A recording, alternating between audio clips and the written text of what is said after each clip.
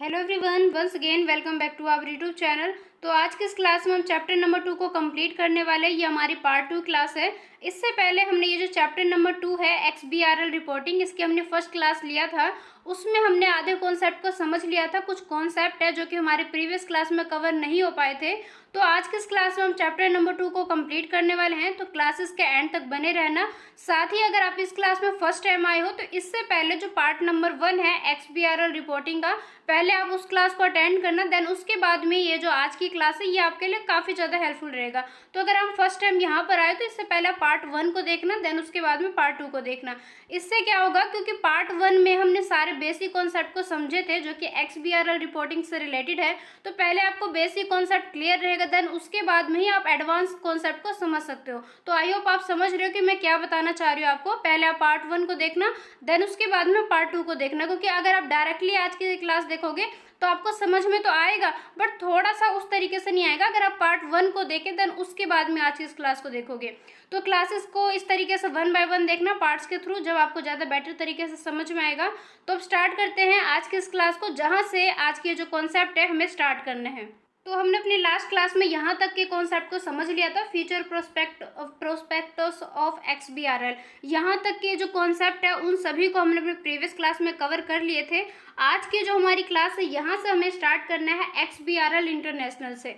तो सबसे पहले स्टार्ट करते हैं अपनी क्लास को XBRL के। मैं दोबारा से यहाँ पे डिफाइन कर देती हूँ ताकि आपको थोड़ा सा रिवाइज हो जाएगा। XBRL एक लैंग्वेज के तौर पर है जिसको काफ़ी बिजनेस के द्वारा यूज़ किया जाता है, जिसके थ्रू फाइनेंशियल रिपोर्टिंग को काफ़ी बेहतर तरीके से, एक्यूरेट तरीके से तैयार किया जाता है। तो हम ये जो कॉन्सेप्ट है XBRL इंटरनेशनल, इसमें हम ये समझेंगे कि जो XBRL है किस तरीके से विदेशों में भी यूज़ किए जाते हैं, किस तरीके से ये इंटरनेशनल लेवल पे वर्क करती है।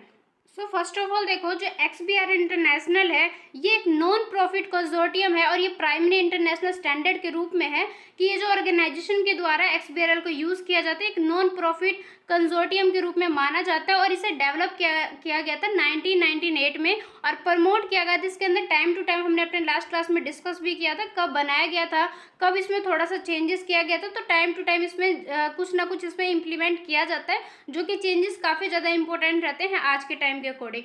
तो यहाँ पर देखो, जो X12 है ये एक गवर्न किया गया है बाय बोर्ड ऑफ डायरेक्टर के द्वारा, जो कि इसके मेंबर के द्वारा ही जो बोर्ड ऑफ डायरेक्टर को इलेक्टेड किया जाता है। मतलब कि जितने भी मेंबर्स हैं उनकी सहमति से जो बोर्ड ऑफ डायरेक्टर्स को बनाए जाते हैं उन्हीं के द्वारा इसे गवर्न किया जाता है। मतलब इसके अंदर जो कंट्रोलिंग का काम है इनके द्वारा किया जाता है। इसके अंदर वैरायटी ऑफ ऑर्गेनाइजेशन आते हैं, जैसे कि हमारे गवर्नमेंट एजेंसीज हो गए, अकाउंटिंग फर्म हो गए, सॉफ्टवेयर कंपनीज हो गए। इस तरीके से काफ़ी सारे फाइनेंशियल इंस्टीट्यूशन है जो कि XBRL को इंटरनेशनल लेवल पे यूज़ करते हैं। और साथ ही साथ इसके अंदर जो भी एक एक्टिविटीज़ किए जाते हैं वो फंडेड किए जाते हैं मेंबरशिप फीस के द्वारा, ग्रांट्स के द्वारा, या जो भी डोनेशन मिलता है इंडिविजुअली या किसी ऑर्गेनाइजेशन के थ्रू। तो इन सभी जो फीस है या ग्रांट्स है, डोनेशन है, इसके थ्रू इसको एक तरीके से चलाया जाता है टाइम टू टाइम। इसमें जो भी डेवलपमेंट का काम है, मेंटेनिंग का काम है, वो बिल्कुल स्टैंडर्ड के अकॉर्डिंग किया जाता है। इसमें जो भी टेक्निकल सपोर्ट है उसको प्रोवाइड किया जाता है। साथ ही साथ जो भी मेंबर्स है उनको ट्रेन भी किया जाता है ताकि XBRL के अंदर जो क्वालिटी है, जो इसकी फीचर्स है, वो टाइम टू टाइम बने रहे। साथ ही टाइम के साथ में जो भी चेंजेस आते हैं वो इसमें इम्प्लीमेंट भी हो सके, इस वजह से इस पर काफ़ी ज़्यादा ध्यान दिया जाता है। और इसका जो भी एक स्टेक होल्डर्स है उनके द्वारा इसको प्रमोट किया जाता है किसी भी फाइनेंशियल इंस्टीट्यूशन के द्वारा, क्योंकि इनके द्वारा जब रिपोर्ट्स को तैयार किया जाता है, एनालिसिस किया जाता है, तो काफ़ी ज़्यादा हेल्पफुल रहता है, जो कि हमने लास्ट क्लास में ऑलरेडी कवर किया ही था कि किस तरीके से XBRL का इंपॉर्टेंस है आज के टाइम में काफ़ी ज़्यादा। साथ ही हम इसके एडिशन की बात करें तो XBRL के अंदर जो भी वर्क किया जाता है इसके अंदर काफ़ी सारे इनिशिएटिव्स को रिलेट किया जाता है ताकि इसका जो भी एक डेवलपमेंट है वो काफ़ी सारे जो स्पेसिफिक इंडस्ट्रीज़ है उसमें हेल्पफुल हो सके। इसका जो भी एक डाटा की जो क्वालिटी है उसको प्रमोट किया जा सके ताकि जब भी रिपोर्ट्स को तैयार किए जाएंगे तो वो काफ़ी ज़्यादा हेल्पफुल रहेंगे। साथ ही साथ इनके टूल्स को डेवलपमेंट किया जाता है और साथ ही साथ जो भी XBRL को इस तरीके से प्रैक्टिस किया जाता है ताकि ये इफेक्टिवली वर्क कर सके। इसका काफ़ी ज़्यादा की रोल है डेवलपमेंट में, चाहे वो प्रमोशन के बेस पे लिया जाए, मतलब कि हर तरीके से इसमें इसका एक अलग ही तरीके का रोल है, क्योंकि हमने ऑलरेडी प्रीवियस क्लास में सभी तरीके के पॉइंट्स पढ़े थे कि इसके काफ़ी ज़्यादा बेनिफिट्स है, फीचर्स है। तो हम ये कह सकते हैं कि XBRL का अपना ही एक अलग रोल है डेवलपमेंट के रिगार्डिंग। और इसके साथ ही जब भी रिपोर्ट्स को तैयार किया जाता है तो हम एक तरीके से ऐसा एफर्ट लगाते हैं ताकि जब भी रिपोर्ट्स को बनाया जाएगा या एनालिसिस किया जाएगा तो वो काफ़ी ज़्यादा ग्रेटर एफिशिएंसी के तौर पर रहेंगे, एक्यूरेसी रहेगा उसमें, ट्रांसपेरेंसी रहेगा रिपोर्ट्स में। तो इस तरीके से ये काफ़ी ज़्यादा हेल्पफुल रहता है। इस वजह से ये जो XBRL है इसको ना सिर्फ किसी एक देश में, किसी एक सीमा तक में, इसको इंटरनेशनल लेवल पे आज के टाइम में यूज़ किया जाता है, इसको एक इम्पोर्टेंस दिया जाता है। तो आई होप ये पॉइंट आपको समझ में आ गए होंगे। देन उसके बाद में काफ़ी ज़्यादा इंपॉर्टेंट कॉन्सेप्ट को हम समझने वाले हैं XBRL इन इंडिया, कि भारत में जो XBRL है इसका कितना ज़्यादा इंपॉर्टेंस है और कौन कौन से ऐसे कंपनी है, फील्ड है जहाँ पर XBRL को यूज़ किया जाता है या इसे एक इम्पोर्टेंट तौर पर माना जाता है। तो सबसे पहले देखो, जो XBRL है इसे ग्लोबल इनिशिएटिव्स के रूप में मानते हैं क्योंकि इसे डायरेक्टेड किया गया नॉन प्रॉफिट ऑर्गेनाइजेशन के लिए, ताकि जो XBRL है वो इंटरनेशनल लेवल पे वर्क कर सके। इस वजह से इसे डायरेक्टेड किया गया है non profit organisation XBRL international के थ्रू। इसके अंदर जितने भी मेंबर्स आते हैं उनके काफ़ी ज़्यादा डिफरेंट टाइप के जो वेरियस एजेंसीज है वहाँ पर इसके पाए जाते हैं। मतलब अलग अलग कंट्रीज़ में 164 कंट्रीज़ में आज के टाइम में ये प्रेजेंट है। और इंडिया में मिनिस्ट्री ऑफ कॉर्पोरेट अफेयर्स के अकॉर्डिंग देखा जाए तो इसको शिफ्टेड किया गया है reporting format for annual reports and cost audit report submission के थ्रू, कि जहाँ पर भी ये जब बनाया जाएगा तो यहाँ पर इसको यूज़ किया जाएगा। और एडिशनली अगर इसके अंदर देखा जाए तो जो रिजर्व बैंक ऑफ इंडिया है, जिसे हम RBI कहते हैं, इन्होंने इसे एक तरीके से ट्रांजिशनेट किया है कि XBRL जो रिपोर्टिंग है उसे बैंकिंग सेक्टर में भी, सिक्योरिटी या एक्सचेंज बोर्ड जिसे हम SEBI बोलते हैं, इन सभी में इसको यूज़ किया जाता है क्योंकि इसका काफ़ी ज़्यादा इंपॉर्टेंस है। इस वजह से आज के टाइम में अलग अलग जो सेक्टर है, लाइक बैंकिंग हो गया, ये SEBI हो गया, RBI हो गया, तरह तरह के जो ऐसे सेक्टर है वो इसे यूज़ करते हैं। तो वन बाय वन हम उन सारे पॉइंट को समझने वाले हैं कि भारत में इसका काफ़ी ज़्यादा यूजेस है, कौन कौन से ऐसे फर्म है या कंपनी है या सेक्टर है जहाँ पर इसको यूज़ किया जाता है। तो सबसे पहले जो हम फर्स्ट पॉइंट को डिस्कस करेंगे, implementation of XBRL in India, कि भारत में जो XBRL है उसको इम्प्लीमेंट किस तरीके से किया गया है, टाइम टू टाइम किस तरीके से इसका जो एक एरिया है वो बिल्कुल बढ़ता ही जा रहा है। तो सबसे पहले देखो, जो ICAI है, जिसका पूरा नाम है institute of chartered accountant of India, इन्होंने इसे डिजाइनेट किया है एट द ऑफिशियल एजेंसी ताकि इसे इम्प्लीमेंटिंग किया जाएगा XBRL को रिपोर्टिंग स्टैंडर्ड के लिए भारत के अंदर, जो कि गवर्नमेंट ऑफ इंडिया के द्वारा किया जाएगा। जो ICA है ये रिस्पॉन्सिबल है इसके डेवलपिंग के लिए, इसके मेंटेनिंग के लिए, कि XBRL को टाइम टू टाइम किस तरीके से डेवलप किया जाए, इसमें मेंटेनिंग का काम किया जाए, ये सारा जो रिस्पॉन्सिबिलिटी है इसके लिए जो भी रिस्पॉन्सिबल है वो ICAI है, जिसे हम institute of chartered accountant of India कहते हैं। तो इस तरीके से इसे यूज़ किया जाता है, काफ़ी सारे फर्म के द्वारा इसे अडॉप्ट किया गया है, जैसे कि XBRL को कंपनी के द्वारा या दूसरे जो स्टेक होल्डर्स हैं उनके द्वारा इसे यूज़ किया जाता है। अगर हम बात करें बैंकिंग सेक्टर की, या तो यहाँ पर जो RBI है इन्होंने इसको लिया है, इम्प्लीमेंट किया है, ताकि जो भी रिपोर्ट्स बनाए जाएंगे बैंक्स के लिए तो वहाँ पर XBRL को यूज़ किया जाएगा, क्योंकि RBI जो है वो एक हाई लेवल का जो भी एक इनका वर्क रहता है, हाई लेवल का रहता है, तो इनके लिए जो रिपोर्ट्स तैयार किए जाते हैं वो भी काफ़ी ज़्यादा इंपॉर्टेंट रहते हैं, क्योंकि आप ऑलरेडी इसकी इंपॉर्टेंस को जान सकते हो, खुद से भी सोच सकते हो। तो यहाँ पर XBRL को इसलिए यूज़ किया जाता है ताकि जो भी रिपोर्ट्स बनाए जाएंगे बैंक के लिए या बैंक के थ्रू जो भी रिपोर्ट्स को तैयार किए जाए बिल्कुल हाई क्वालिटी में रहेंगे, एक्यूरेट रहेंगे, बिल्कुल ट्रांसपेरेंसी रहेगा। इस वजह से RBI के द्वारा भी इसे यूज़ किया जाता है। तो वन बाय वन देखें तो इसकी जो एफिशिएंसी है, ट्रांसपेरेंसी है, स्टैंडर्डाइजेशन की वजह से आज के टाइम में इसे काफ़ी सारे फर्म्स के द्वारा यूज़ किया जा रहा है, क्योंकि इसके थ्रू हम कंपनी के बर्डन को या बैंक के बर्डन को रिड्यूस कर सकते हैं और प्रमोट कर सकते हैं इसके ट्रांसपेरेंसी को, अकाउंटेबिलिटी को किसी भी फाइनेंशियल सेक्टर के अंदर। तो इस तरीके से वन बाय वन भारत में इसे इम्प्लीमेंट किया गया है तरह तरह के सेक्टर्स के अंदर। उसके बाद जो सेकंड पॉइंट है, implementation of XBRL in banking sector. अब हम स्पेशली यही पढ़ेंगे कि बैंकिंग सेक्टर में किस किस तरीके से इसको इम्प्लीमेंट किया गया, इसे यूज़ किया जा रहा है। सो फर्स्ट ऑफ ऑल देखो, बैंकिंग सेक्टर में RBI सबसे बड़ी है, तो RBI के द्वारा से रिकॉग्नाइज किया गया है पोटेंशियल बेनिफिट के लिए, ताकि XBRL के थ्रू उनकी जो भी एक एफिशिएंसी है उसको इम्प्रूव कर सकेंगे, उसके जो स्टैंडर्डाइजेशन है उसको मेंटेन रखेंगे, और जो भी रिपोर्ट्स बनाए जाएंगे बैंक के द्वारा वो इनके बेनिफिट्स को ले सकेंगे। करंट टाइम पे अगर हम बात करें ORFC के द्वारा भी इसे यूज़ किया जा रहा है। तो यहाँ पर जो RBI का डाटा है उसको कैप्चर किया जाएगा, उसे ट्रांसमिशन किया जाएगा, रिटर्न किया जाएगा, मतलब हर तरीके से जो भी एक सिस्टम का काम बनता है वो सभी को XBRL के थ्रू किया जाएगा।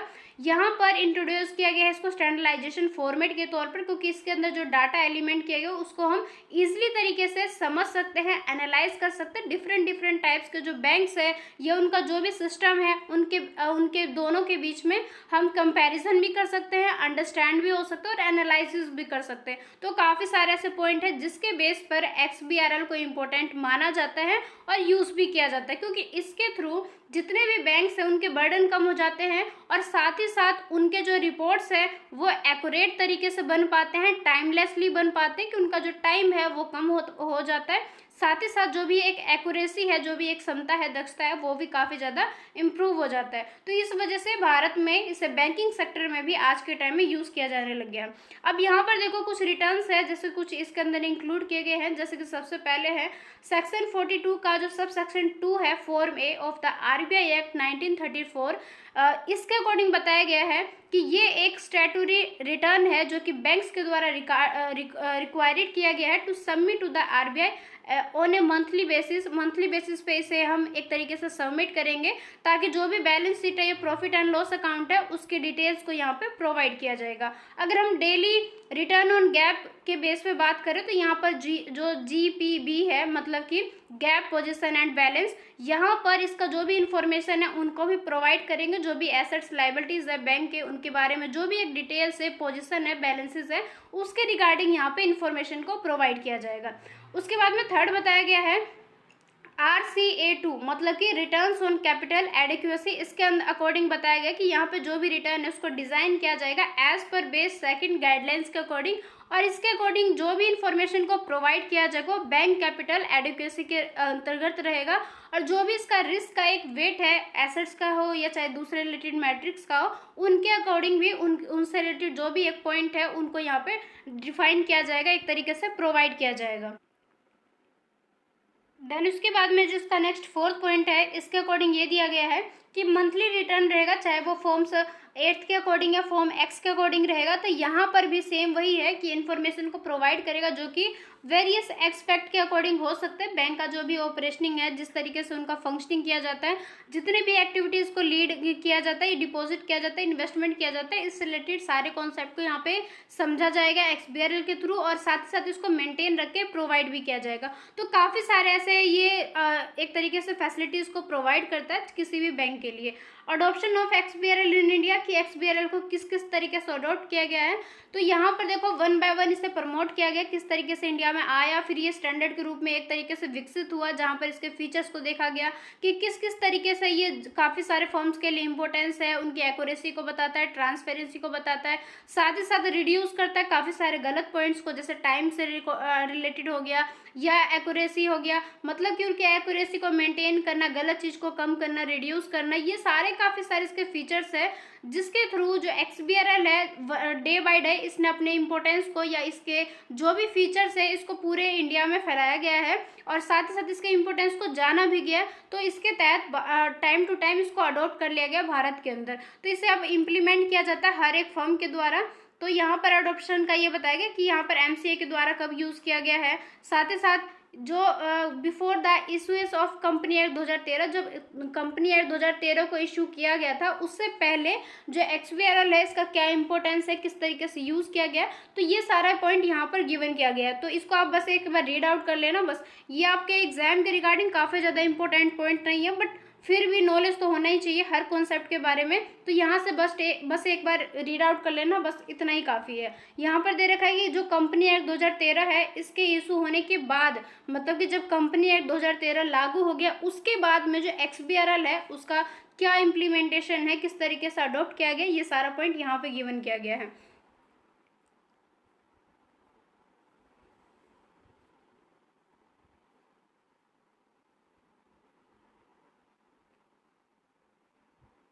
देन उसके बाद में हमारा जो नेक्स्ट कॉन्सेप्ट है काफ़ी ज़्यादा इंपॉर्टेंट है, ये एग्जाम के रिगार्डिंग टॉक्सोनॉमी। तो अब हम ये समझने वाले हैं कि टॉक्सोनॉमी है क्या।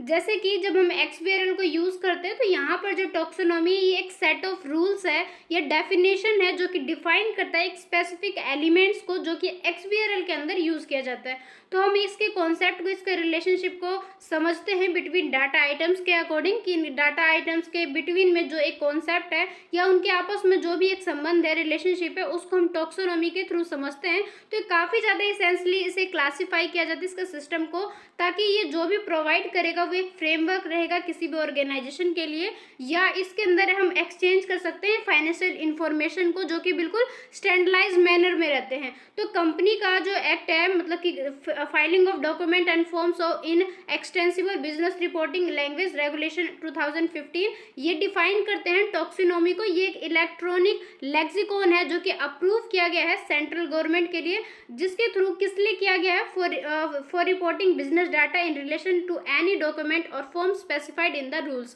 कि जो भी डाटा उसको यहाँ पे तैयार किया जाएगा, डॉक्यूमेंट्स को तैयार किया जाएगा बिल्कुल एक स्पेसिफाइड रूल्स के अकॉर्डिंग तैयार किया जाएगा। तो इसलिए जो सेंट्रल गवर्नमेंट है इनके द्वारा इसे एक तरीके से अप्रूव किया गया है। तो वन बाय वन समझते हैं कि टॉक्सोनॉमी से रिलेटेड काफ़ी सारे यहाँ पे इंपॉर्टेंट पॉइंट को गिवन किया गया है।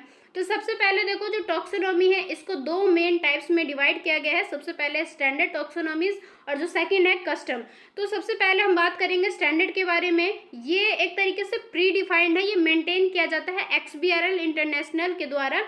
यहाँ पर जो भी कवर किया गया है वो जनरल एक्टिंग कॉन्सेप्ट को, या जो भी एक तरीके से एप्लीकेबल है वो यहाँ पर कवर किया गया है। डिफरेंट टाइप के जो इंडस्ट्रीज है उनके द्वारा से यूज़ किया जाएगा। जो भी उनके एलिमेंट्स है, जैसे एसेट्स हो गए, लाइबिलिटीज़ हो गए, इनकम हो गए, एक्सपेंसेस हो गए, इक्विटी हो गए, ये इसके अंदर इंक्लूड किए जाते हैं, जिसे हम बोलते हैं स्टैंडर्ड टॉक्सोनॉमीज। इसके बाद में जो नेक्स्ट है कस्टम टॉक्सोनॉमीज। इसे क्रिएट किया गया है ऑर्गेनाइजेशन के द्वारा। किस लिए किया गया है? To meet their specific reporting needs, कि उनके जो रिपोर्ट्स को तैयार करने के टाइम पे जो जो उनकी आवश्यकता है, नीड्स है, वो यहाँ पर स्पेसिफाई किया जाएगा। साथ ही साथ इसमें इंक्लूड किया जाएगा एलिमेंट्स को जो कि इंडस्ट्री के लिए या बिजनेस के लिए काफ़ी ज़्यादा यूनिक माने जाते हैं। साथ ही जो कस्टम टॉक्सोनॉमी है ये एक बेस्ड है स्टैंडर्ड टॉक्सोनॉमी के आधार पर, और इसके अंदर जो भी इनका एक यूनिक है वो किसी भी ऑर्गेनाइजेशन के लिए यूनिक तौर पर इनकी जो भी एक एंट्री के बेस पर मान ले वो यहाँ पर दिखाया जाता है। तो ये दो इनके टाइप्स है, स्टैंडर्ड टॉक्सोनॉमीज और कस्टम टॉक्सोनॉमीज। अब देखो, ये दोनों टाइप के जो टॉक्सोनॉमी है इसे यूज़ किया जाता है सिर्फ और सिर्फ इसलिए ताकि क्रिएट किया जाएगा XBRL को इंटेंस डॉक्यूमेंट के बेस पर, which are XML files containing specific financial data. उसके साथ में जो प्रोवाइड करता है, मतलब कि जो टॉक्सोनॉमी प्रोवाइड करेगा, इसके स्ट्रक्चर को, इसके डेफिनेशन को बताएंगे ताकि जो भी डाटा है वो एक्यूरेटली इंटरप्रेटेड हो सके और एनालाइज कर सके। जो मल्टीपल टॉक्सोनॉमीज होते हैं यहाँ पर रिक्वायर किए जाते हैं डिफरेंट टाइप की बिजनेस रिपोर्टिंग को तैयार करने के लिए, जो कि नीड्स रहते हैं विभिन्न टाइप, मतलब हर टाइप्स के जो ऑर्गेनाइजेशन है उनके लिए। क्योंकि जितने भी टाइप की इस तरीके से ऑर्गेनाइजेशन रहते हैं इनका एक अलग से मेन पर्पस रहता है, रिक्वायरमेंट रहता है, जिसके थ्रू ये इन टॉक्सोनॉमीज को यूज़ करते हैं, जिसके द्वारा रिफ्लेक्ट करते हैं काफ़ी सारे स्पेसिफिक पॉइंट्स को।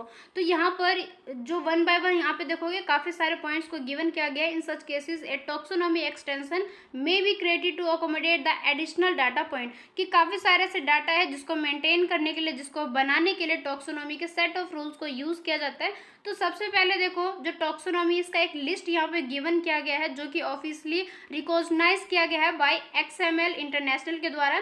तो यहाँ पर कुछ और रिकॉग्नाइज जो टॉक्सोनॉमी है जो कि XBRL इंटरनेशनल के द्वारा बताए गए हैं, तो वो कौन कौन से हैं? सबसे पहले है USGAAP, जिसे हम बोलते हैं generally accepted accounting principle taxonomy. IFRC है, SBR Japanese, GAAP taxonomy German हो गया, UK ऑस्ट्रेलियन हो गया, डच हो गया, चाइनीज़ हो गया, इंडियन हो गया। इस तरीके से काफ़ी सारे टॉक्सोनॉमीज को यहाँ पे गिवन किया गया है। और ये जितने भी है there are also many industry specific taxonomy, कि यहाँ पर इस तरीके से 10 को तो गिवन किया गया है, लेकिन इन 10 के अलावा भी काफ़ी सारे टॉक्सोनॉमीज है जो कि रिकॉग्नाइज किए गए हैं XBRL के द्वारा। तो आप समझ सकते हो कि XBRL है क्या और किस तरीके से XBRL में इसको यूज़ किया जाता है। अब हम डिस्कस करने वाले हैं टाइप्स ऑफ टॉक्सोनॉमीज के बारे में, कि टॉक्सोनॉमी के कौन कौन से टाइप्स है। सबसे पहले देखो ग्लोबल टॉक्सोनॉमीज है। अब ग्लोबल टॉक्सोनॉमीज के नाम से ही आप समझ सकते हो कि ये ऐसे टॉक्सोनॉमी है जो कि डेवलप और मेंटेन किया जाता है XBRL के द्वारा इंटरनेशनल लेवल पे, ताकि प्रोवाइड कर सके कॉमन लैंग्वेज को और फ्रेमवर्क को, ताकि जो भी रिपोर्ट्स को तैयार किया जाएगा विभिन्न टाइप्स के जो कंट्रीज है, तो वहाँ पर ये टॉक्सोनॉमी के थ्रू सारी चीज़ को मेंटेन रखेंगे, एक फ्रेमवर्क तैयार करेंगे रिपोर्ट्स को बनाने के लिए। उसके बाद है नेशनल टॉक्सोनॉमी। ये ऐसे टॉक्सोनॉमीज है जिसे डेवलप और मेंटेन किया जाता है इंडिविजुअली कंट्रीज के द्वारा। यहाँ पर देखो ग्लोबल है, मतलब कि पूरे वर्ल्ड में लागू होगा, तो पूरे वर्ल्ड में होगा, तो यहाँ पर XBRL के द्वारा मेंटेन किया जाएगा। लेकिन जब वो नेशनल हो जाएगा, किसी एक देश के लिए हो जाएगा, चाहे वो भारत के लिए हो या किसी दूसरे देश के लिए हो, तो वहाँ पर ये टॉक्सोनॉमी उसी देश के द्वारा डेवलपमेंट या मेंटेनिंग का एक रिस्पॉन्सिबिलिटी बना के रखेंगे जिस कंट्री में से यूज़ किया जा रहा है। जैसे कि नेशनल टॉक्सोनॉमी अगर इंडिया से रिलेटेड है तो इंडिया के द्वारा ही इसे डेवलपमेंट किया जाएगा, इसका मेंटेनिंग का जो सारा वर्क है वो इंडिया के द्वारा ही किया जाएगा। तो इस तरीके से आप समझ सकते हो जो नेशनल टॉक्सोनॉमी है इसे किसी स्पेसिफिक देश के द्वारा ही सारे काम को, इसके डेवलपमेंट मेंटेनिंग का काम किया जाएगा। उसके बाद में जो थर्ड पॉइंट है इंडस्ट्री स्पेसिफिक टॉक्सोनॉमीज। ये ऐसे टॉक्सोनॉमीज है जो कि डेवलप किया जाएगा सिर्फ और सिर्फ एक स्पेसिफिक इंडस्ट्री के द्वारा ही, जो कि या कोई एक स्पेसिफिक सेक्टर्स के द्वारा ही, जो कि इनको यूज़ करेंगे, क्योंकि ये है इंडस्ट्री स्पेसिफिक। तो जो इंडस्ट्रीज को यूज़ करेंगे ये उन्हीं के द्वारा डेवलपमेंट या मेंटेनिंग का काम किया जाएगा। तो आई होप ये तीनों पॉइंट आपको समझ में आ गए होंगे। देन उसके बाद में जो फोर्थ पॉइंट है इंटरऑपरेबिलिटी टॉक्सोनॉमी। ये ऐसे टॉक्सोनॉमीज है जो कि डिज़ाइन किया गया ताकि इससे जो भी एक इनेबल कर सके एक्सचेंज ऑफ डाटा को, जो डिफरेंट टाइप के जो टॉक्सोनॉमीज है, ये रिपोर्टिंग सिस्टम है, उनके बीच में ये डाटा को एक्सचेंज करने का काम करेगा, लेन देन का काम करना पड़ेगा, तो इस चीज़ को ये इनेबल करता है। उसके बाद है एक्सटेंशन टॉक्सोनॉमीज। ये ऐसे टॉक्सोनॉमीज है जो कि क्रिएटेड किया गया है कंपनी के द्वारा और ऑर्गेनाइजेशन के द्वारा। किस लिए किया गया है? टू सप्लीमेंट एग्जिस्टिंग टॉक्सोनॉमी, जो कि एग्जिस्टिंग टॉक्सोनॉमी है उनको आपस में सप्लीमेंट कर सके विद एडिशनल रिपोर्टिंग कॉन्सेप्ट के साथ में और रिक्वायरमेंट के साथ में। उसके बाद में जो 6 पॉइंट है financial reporting taxonomy are a type of taxonomy. ये ऐसे टॉक्सोनॉमी जो कि यूज़ किया जाएगा XBRL के द्वारा, एक स्पेसिफिकली डिज़ाइन किया जाएगा फाइनेंशियल रिपोर्टिंग के पर्पस को करने के लिए XBRL के द्वारा इसे यूज़ किया जाएगा।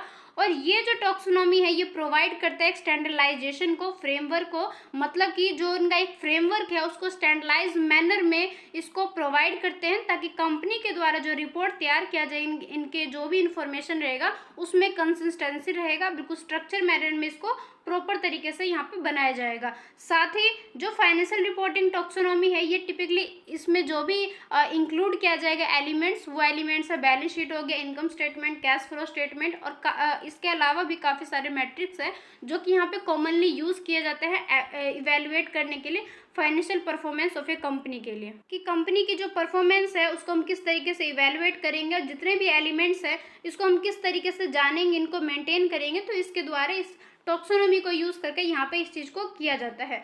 यहाँ पर एक एग्जांपल दिया गया है, मतलब कि one example of financial reporting taxonomy is the IFRC taxonomy. और ये डिज़ाइन सिर्फ और सिर्फ इसलिए किया गया ताकि कंपनी के द्वारा जो भी रिपोर्ट्स को तैयार किया जाएगा, जो भी इन्फॉर्मेशन यहाँ पर दिखाया जाएगा वो अकॉर्डिंग रहेगा इंटरनेशनल फाइनेंशियल रिपोर्टिंग स्टैंडर्डाइजेशन के अकॉर्डिंग, जिसे हम बोलते हैं IFRC। तो इसके अकॉर्डिंग जो भी एक डाटा है, जो भी इन्फॉर्मेशन है, उसको इसके अकॉर्डिंग ही डिज़ाइन किया जाएगा। तो एक एग्जाम्पल है, इसके साथ में एक दूसरे एग्जाम्पल को भी हम समझ सकते हैं जो कि USGAAP टॉक्सोनॉमी से रिलेटेड है, जिसका यूज़ किया जाता है कंपनी के द्वारा ही रिपोर्टिंग फाइनेंशियल इंफॉर्मेशन का, जो भी रिपोर्ट्स है, जो भी इंफॉर्मेशन है, उसको अकॉर्डिंग बनाएंगे generally accepted accounting principal in the United states. तो यहाँ पर इन सभी का मेन पर्पस यही है कि किसी न किसी के अकॉर्डिंग सारे डाटा को, सारे इंफॉर्मेशन को मेंटेन करना, स्टैंडर्डाइजेशन बनाना और डिज़ाइन करना। तो ये जो टॉक्सोनॉमी है, जितने भी टॉक्सोनॉमी इनके एग्जाम्पल के साथ में भी जो दे रखे हैं, मतलब कि ऑल ओवर बात करें तो ये सारे जो टॉक्सोनॉमी है काफ़ी ज़्यादा इंपॉर्टेंट माने जाते हैं, क्योंकि इसके थ्रू ये एक स्टैंडर्डाइजेशन देते हैं रिपोर्ट्स को तैयार करने के लिए डिफरेंट टाइप के कंपनीज के लिए, इंडस्ट्री के लिए, ये जितने भी कंट्रीज है, चाहे वो वहाँ पे इन्वेस्टर्स के रूप में हो, एनालिसिस करने वाले पर्सन के रूप में हो, स्टेक होल्डर्स के बीच में हो, तो इन सभी के लिए ये टैक्सोनॉमी को यूज़ किया जाता है। इसलिए काफ़ी ज़्यादा इंपॉर्टेंट माना जाता है, क्योंकि इसके थ्रू जितने भी पर्सन है लाइक स्टेक होल्डर्स, वो इसको कंपेयर कर सकते हैं, इनके इन्फॉर्मेशन को एनालाइज कर सकते हैं। इस वजह से जो फाइनेंशियल रिपोर्टिंग टैक्सोनॉमी है, इसको हम काफ़ी ज़्यादा इंपॉर्टेंट मानते हैं। और इसके साथ में ही ये एरर को रिड्यूस करेगा और एक काफ़ी जो रिपोर्ट्स है उनके बीच में एक कंसिस्टेंसी को बना के रखेगा, इनकंसिस्टेंसी को रिड्यूस करेगा और प्रोवाइड करेगा एक स्ट्रक्चर फ्रेमवर्क किसी भी कंपनी के लिए, ताकि वो उसको फॉलो कर सके और अपने काम को मेंटेन कर सके एक सही तरीके से, बिल्कुल प्रॉपर तरीके से। उसके बाद में जो 7 पॉइंट है GL टैक्सोनॉमी, इसे हम ग्लोबल लेजर के रूप में भी जानते हैं। ये ऐसे टैक्सोनॉमी है जो कि रेफर करते हैं एक specific type of financial reporting taxonomy को, जो कि डिज़ाइन किया गया है टू कैप्चर के लिए और रिपोर्ट फाइनेंशियल डाटा के लिए, ताकि जो भी एक इनका जो काम किया जाएगा वो स्टैंडर्डाइज मैनर में किया जाएगा और अक्रॉस करेगा, मतलब मल्टीपल अकाउंटिंग सिस्टम और ऑर्गेनाइजेशन के बीच में ये रह के ये सारे काम को कंप्लीट करेगा। और इसे हम टिपिकली यूज़ करते हैं as a general purpose taxonomy के लिए जब फाइनेंशियल रिपोर्टिंग को तैयार करते हैं। साथ ही साथ इससे क्या हो जाएगा, एक कस्टमाइज हो जाता है जो भी एक नीड्स है इंडिविजुअली ऑर्गेनाइजेशन के बीच में, तो उनके नीड्स को कंप्लीट करने के लिए, स्टैंडर्ड तरीके से कंप्लीट करने के लिए इसका यूज़ किया जाता है। जो GL टैक्सोनॉमी है ये प्रोवाइड करता है स्टैंडर्डाइजेशन के एक सेट को, ताकि जो भी हम रिपोर्ट्स को यहाँ पर तैयार करेंगे वो बिल्कुल सही तरीके से रहेगा। साथ ही जो भी कॉन्सेप्ट है, रिलेशनशिप है, उनको डिफाइन करेगा और उनके बीच में जो एक स्टैंडर्डाइजेशन होना चाहिए एक्चुअल में, उसको वो मेंटेन करके रखेगा।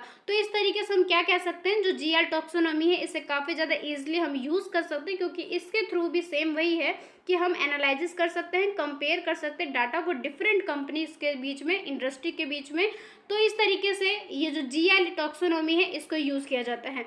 जो ये क्या है, साथ ही साथ एक ये सप्लीमेंट XBRL के लिए है, ताकि जब भी रिपोर्ट्स को तैयार किया जाएगा तो यहाँ पर जो भी रिपोर्ट्स का डिटेल है उसका आपस में लिंक भी कर सकते हैं, उनके बीच में जो भी एक रिलेशनशिप है उसको हम यहाँ पे डिफाइन कर सकते हैं। साथ ही ये प्रोवाइड करता है काफ़ी सारी इन्फॉर्मेशन को, जो कि किसी भी वर्क पेपर के लिए, बजट प्लानिंग करने के लिए और डिटेल रिपोर्टिंग बनाने के लिए काफ़ी ज़्यादा नेसेसरी रहते हैं।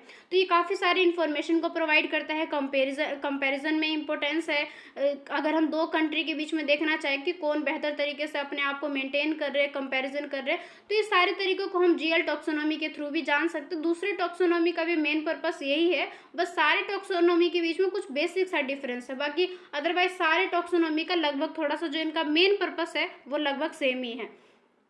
तो इस तरीके से हमारा जो चैप्टर यहाँ पे कंप्लीट हो गया। अब हम समरी के रूप में ये देखते हैं कि जो XBRL को अब तक की क्लास में हमने पढ़ा है, जिसे हम एक्सटेंसिबल बिजनेस रिपोर्टिंग लैंग्वेज कहते हैं, इसको हम एक लास्ट रिवीजन के तौर पर देखते हैं कि एक लैंग्वेज है जिसे यूज़ किया जाता है फाइनेंशियल रिपोर्टिंग को बनाने के लिए।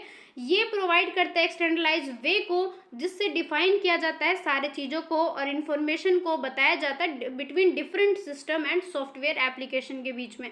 जो XBRL है इसका यूजेस है जिसे हम एक्सटेंसिबल मार्कअप लैंग्वेज मानते हैं, इसके बेस्ड पे से बनाया गया है और इसके अंदर काफ़ी सारे टैग्स है जो कि फाइनेंशियल डाटा से रिलेटेड है, ताकि इसके अकॉर्डिंग जो भी हम डाटा को तैयार करेंगे, ये जितने भी रिपोर्ट्स को तैयार करेंगे वो ऐसा बनेगा ताकि वो मशीन रीडेबल भी हो सके और ह्यूमन रीडेबल हो सके, जो कि हमने लास्ट क्लास में डिस्कस कर लिया था। यहाँ पे एक समरी के बेस पे दिया गया है ताकि वो सारे पॉइंट को हम रिवाइज कर सके। इसके थ्रू जो भी डाटा तैयार किया जाएगा वो ईजिली एनालाइज किया जाएगा, कंपेयर किया जाएगा। इस वजह से ये जो टेक्नोलॉजी है इसको वाइडली यूज़ किया जा रहा है आज के टाइम में रेगुलेटर्स के द्वारा, कंपनीज के द्वारा, इन्वेस्टर्स के द्वारा, ताकि सिंप्लीफाई कर सके फाइनेंशियल रिपोर्ट को और इम्प्रूव कर सके उनके एक्यूरेसी को और ट्रांसपेरेंसी ऑफ फाइनेंशियल डाटा को। तो इस तरीके से आप जान सकते हो कि XBRL कितना ज़्यादा इंपॉर्टेंट है, कितने ज़्यादा इसका महत्व है और किस लिए इसको यूज़ किया जाता है। ऑलमोस्ट इसके बारे में जितने भी कॉन्सेप्ट है उन सभी को आज की इस क्लास में हमने डिस्कस कर लिया है।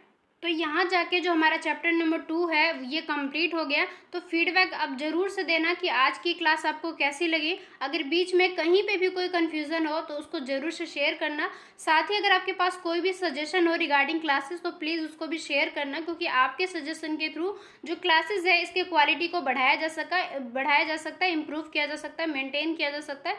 इस वजह से अगर आपके पास कोई भी सजेशन हो, कोई भी प्रॉब्लम हो तो उसको ज़रूर से शेयर करना और फीडबैक में ज़रूर से बताना आज की ये क्लास आपको कैसी लगी। अगर आपको सब कुछ सही लगे, परफेक्ट लगे, तो प्लीज़ क्लासेस को लाइक ज़रूर से करना, शेयर ज़रूर से कर देना। और अगर अभी तक आपने चैनल को सब्सक्राइब नहीं किया तो सब्सक्राइब ज़रूर से कर लेना, क्योंकि इस चैनल पे आपको बीकॉम और बीकॉम ऑनर्स के काफ़ी सारे ऐसे सब्जेक्ट है डिफरेंट टाइप्स के सेमेस्टर के, उन सभी के क्लासेस बिल्कुल स्ट्रक्चर वे में मिल जाएंगे, जहाँ पे प्लेलिस्ट में आपको 1 बाय 1 सारी क्लासेस देखने को मिल सकते हैं। और अगर आप जुड़े हुए हो क्लासेस में काफ़ी टाइम से, तो आपको ऑलरेडी सब कुछ पता ही होगा। तो आज की इस क्लास में बस इतना ही। लाइक शेयर सब्सक्राइब जरूर से करना, कमेंट सेक्शन में जरूर से अपना सजेशन या प्रॉब्लम को शेयर जरूर करना। तो बस आज की इस क्लास में इतना ही। अपने नेक्स्ट क्लास में नेक्स्ट चैप्टर को स्टार्ट करेंगे। तो आज की इस क्लास में बस इतना ही। मिलता है अपने नेक्स्ट वीडियो में। तब तक के लिए bye, take care and thank you so much.